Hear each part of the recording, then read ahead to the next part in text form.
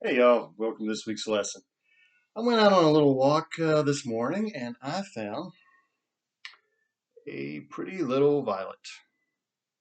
You would be amazed just how much medicinal power is in this humble little herb. I am not sure of the exact variety. It doesn't have a lot of smell, so I know it's not sweet violet or viola odorata. This is just a wild violet. I find them all the time. I eat them all the time. This entire plant is edible. The flowers are sweet. The leaves make a nice green. Um, these flowers can be used in anything from tea to salad, soup, decorate a cake with them, or even some nice roasted birds would be really nice with this. Um, Violet is just an incredible medicine. The sweet violet, the Viola odorosa, is the probably the most medicinal. The common violet, which is probably what this is slightly less powerful. Let me just kind of get into the constituents. This is going to blow you away, okay? Most people don't even know these are edible, and very few know to use them as medicine. All right, so this is good for, I'm looking at my notes here, sore throats, colds, sinus infections, coughs, all kinds of things like that. Particularly good for whooping cough and dry hacking cough. Various skin conditions. You can use this on scratches. You can use it on things that itch, eczema, whatever. It's anti-inflammatory. This little plant actually contains salicin.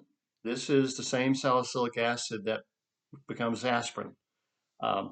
It's a very good source for it and very common source for it. Let's see. If you ate a lot, it could be a little laxative, This actually can lower cholesterol and it can also be used as put it in your bath or whatever for hemorrhoids or soak your feet, your calves for varicose veins. It has so many uses. I'm going to give you the official now for the sweet violet. All right, and I'm reading from naturalmedicinalherbs.net. That's always my go-to when I need some quick information. Sweet violet has a long and proven history of folk use, especially in the treatment of cancer and whooping cough. It contains salicylic acid, which is used to make aspirin. It is therefore effective in treatment for headaches, migraines, and insomnia. The whole plant is anti-inflammatory, diaphoretic, diuretic, emollient, expectorant, and laxative. It is taken internally in the treatment of bronchitis, respiratory catarrh, that's congestion, coughs, asthma, and cancer of the breast, lungs, and digestive tract. Externally, it is used to treat mouth and throat infections. The plant could either be used fresh or can be dried for later use.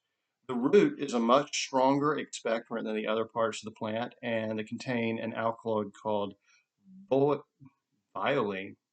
Yeah, violin, violet. Okay, that makes sense. Which at a higher dose is strongly emetic and purgative. They're gathered in the autumn and used for later use. The seeds are diuretic and purgative, and they have been used in treatment of urinary complaints and considered a good remedy for gravel. That's basically kidney stones and urinary gravel, as they call it. So next time you're out in the woods, next time you're walking down the road, if you're in a nice clean spot on a country road, keep an eye out for this. This is one of my favorite. Well, I always look for it in the spring because it's one of the first little things to poke up out of the snow, or right after the snow recedes. This is one of my favorite wild foods. It is just so nice. It's so pleasant, and wow, did you know this had that much medicinal value? Seriously.